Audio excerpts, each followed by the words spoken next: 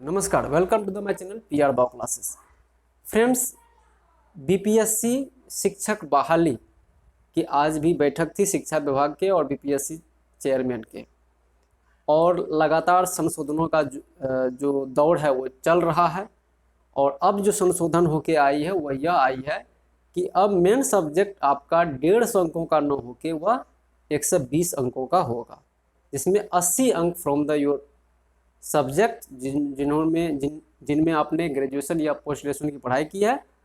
40 अंक जो है वो आपके आएंगे जीएस से, तो 120 अंकों का।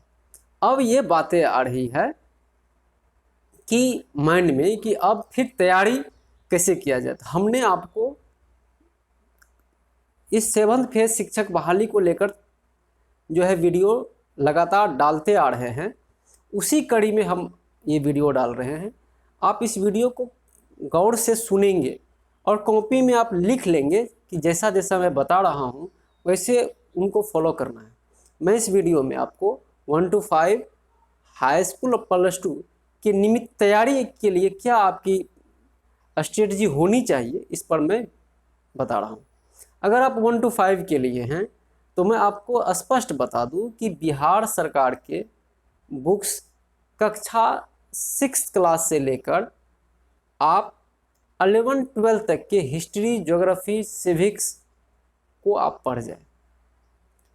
हिस्ट्री, ज्योग्राफी, सिविक्स को कक्षा 6 क्लास से लेकर बिहार बोर्ड के जो कक्षा 10th तक हैं वो उसके 11-12 आप 11-12 को जो एनसीईआरटी पैटर्न है उसको आप पढ़ लें। यहाँ से हिस्ट्री, ज्योग्राफी, सिविक्स आपका हो जाएगा, इंडियन नेशनल मूवमेंट का भी हो जाएगा, ज्योग्राफी का भी हो जाएगा। उसके बाद करंट अफेयर्स आपको पढ़ना ही है। उसके लिए 3-4 मैगजीन्स मार्केट में आ चुके हैं। उसके जो वार्षिकांक आते हैं, आप वार्षिकांक कम से कम 2 पब्लिकेशन का, ऑथेंटिक पब्लिकेशन का आप जरूर ले लें। लेके आप उसको रिवीजन करें, प्रैक्टिस करें, तो आपका 1 to 5 में ये पूरी गारंटी है कि अगर 40% क्वालिफाइंग है तो आप 60% जो है आप जरूर ला लेंगे।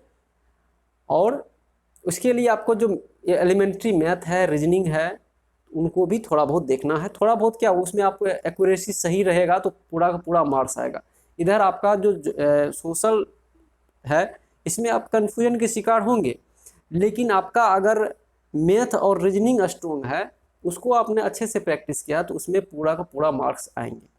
अगर सपोज दैट कि 10 क्वेश्चंस मैथ से आते हैं, 10 क्वेश्चंस रीजनिंग से आते हैं, तो आप ये तय कीजिए कि 20 क्वेश्चंस आपका आ गया, तो आपको आप क्वालिफाई करने के लिए आपको कितने चाहिए, तो बस उतना को ही आप लेकर चलेंगे तो आपको माइंड में चीज़ें आ जाएगी कि हमको 1 to 5 क्लियर हो जाएगा। अब आइए हम 9th 10th के मैटर में बात करें। तो 9th 10th वाले टीचर्स जो बनेंगे उसके लिए क्लियर कट यह है, आप जान लें कि आप 9th और 10th के अगर आप विज्ञान से हैं तो फिजिक्स, केमिस्ट्री, बायोलॉजी आप पढ़ लेंगे। और 11-12 के फिजिक्स, केमिस्ट्री, बायोलॉजी का जो एक फॉर्मूला आते हैं, फॉर्मूला का बुक्स आता है, फिजिक्स का, केमिस्ट्री का रिएक्शन मैकेनिज्म का आता है, बायोलॉजी का एक सारांश आता है एनसीईआरटी का।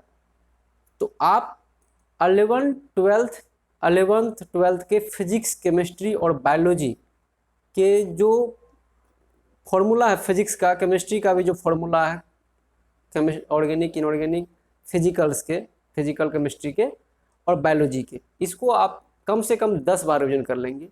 आप यकीन मानिए आपको जो आपका इधर जो 80 वाला सेक्शंस होंगे, वो 80 वाले सेक्शंस में आप एटलीस्ट कम से कम आप 60 अंक ला ही लेंगे। 80 में 50 to 60 आप ला लेंगे। उसके बाद इधर जो 40 मार्क्स हैं, तो हमने जैसे बताया 1 to 5 के लिए कि हम सबको कक्षा 6 क्लास से लेकर 11-12 तक का हिस्ट्री, ज्योग्राफी, सिविक्स हमको पढ़ा हुआ होना चाहिए।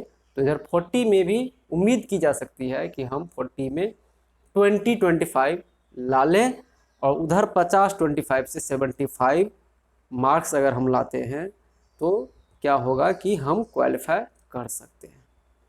9th 10th 11th 12th में अगर आप क्वालिफाई कर जाते हैं, सिर्फ क्वालिफाई अगर कर जाते हैं, तो पूरी पूरी की दावेदारी है कि आप हो जाएंगे।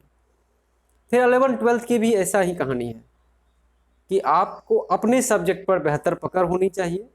कोई बॉटनी से हैं तो बॉटनी, जूलॉजी के हैं तो जूलॉजी, केमिस्ट्री के हैं तो केमिस्ट्री, फिजिक्स के हैं तो फिजिक्स ही, अपना ही सब्जेक्ट आपको बचाएंगे। क्योंकि 80 अंक में अगर आप 60 अंक ला लेते हैं तो फिर, क्योंकि 11th-12th में के जो जीएस होंगे वो ताबड़तोड़ जीएस होंगे, वो बीपीएससी लेवल का जीएस होंगे। इस बात को आप जानिए, क्योंकि ये जीएस लगा के जो है, क्योंकि उनको पता है बीपीएससी चेयरमैन को कि बच्चों का कोई भी सब्जेक्ट तो आखिर है, पीजी किया है, बीए बीएससी किया है, तो सब्जेक्ट तो मजबूत होगा।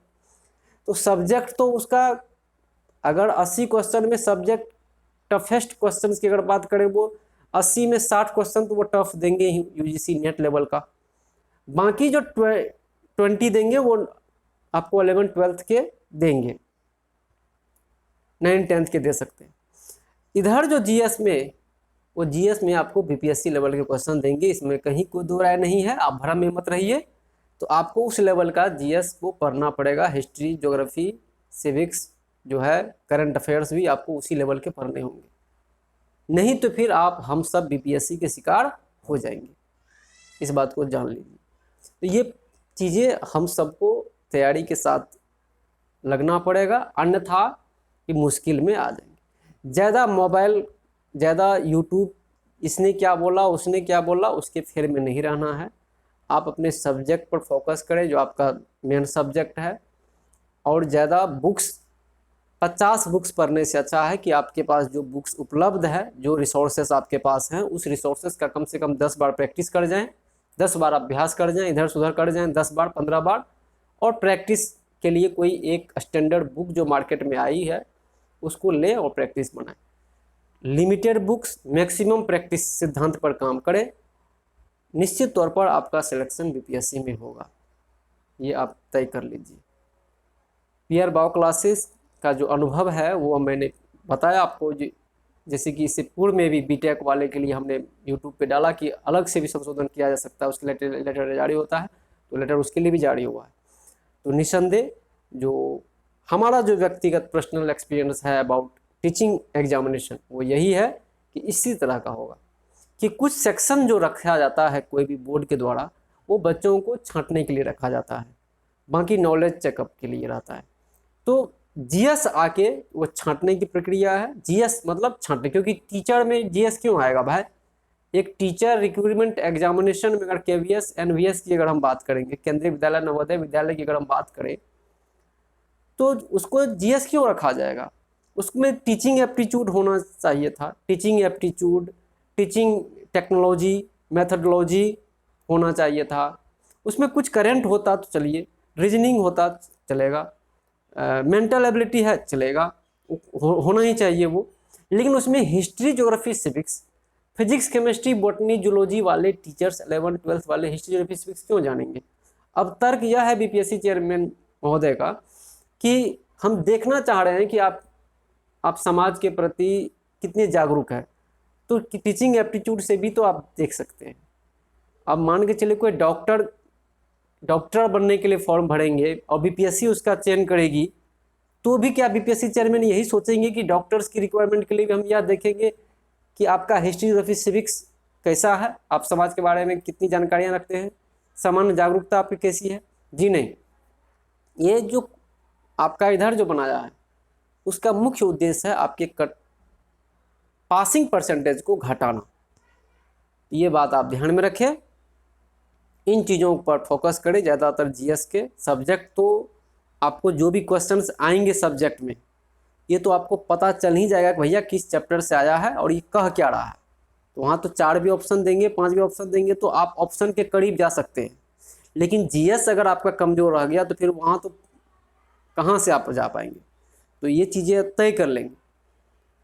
तो कुल मिला के हमने आपको एक संक्षिप्त में, हमने 1 to 5 हाई स्कूल +2 के लिए संक्षिप्त स्ट्रेटजी हमने आपको बता दिया है।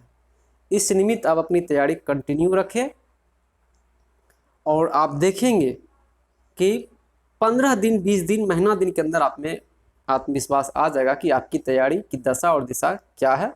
बेहतर कीजिए। किसी भी प्रकार की जब दिक्कतें हो तैयारी करने के दरमियान तो आप जरूर हमें कमेंट्स करें, आप हमें व्हाट्सएप कर सकते हैं, कॉल भी कर सकते हैं। विशेष जानकारी के लिए आप हमारे चैनल को सब्सक्राइब जरूर कर लें, क्योंकि जब भी कोई वीडियो अपलोड होगा तो आपको तुरंत उसकी नोटिफिकेशन प्राप्त हो जाएंगी। वीडियो अगर अच्छा लगे तो आप लाइक जरूर करें। इसी आशा और विश्वास के साथ कि आपको हमारा चैनल पसंद आए, हम मिलते हैं अगले वीडियो में। धन्यवाद।